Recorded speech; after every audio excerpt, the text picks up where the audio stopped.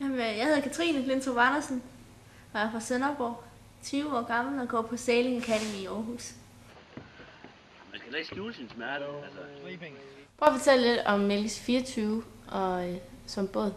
Jamen, det er sgu en kanon lækker båd. Altså, den er sådan hverken en båd eller en jolle. Det er virkelig high performance, og den sejler virkelig stærkt. Hvornår er det fedeste at sejle Mælkes? Det er helt sikkert ned ad bakke med spileren op, hvor det går kanon stærkt. Jeg elsker, når det blæser. Jeg har sejlet cirka 1,5 år, 2 år, før jeg kom herop.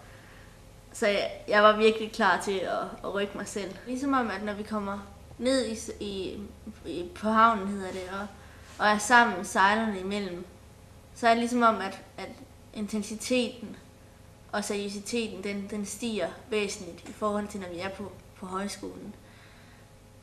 Der har vi det bare hyggeligt. Ikke for, at vi ikke har det hyggeligt nede på havnen også, men det er ligesom lidt mere professionelt, og vi er mere koncentreret omkring det, vi skal lave.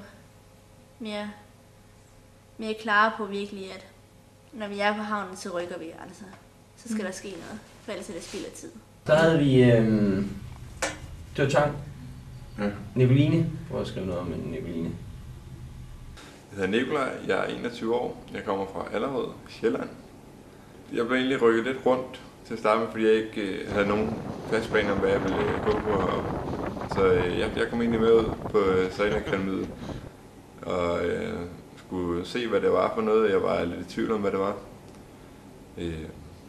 Og så blev jeg egentlig bidt af det der. Jeg synes, det var kanon sjovt, og jeg var frisk på at tage udfordringen, med at skulle lære at sejle nu her. Jeg kan rigtig godt lide det kick, man får, når man virkelig er ude og hænge, og båden virkelig kringer igennem.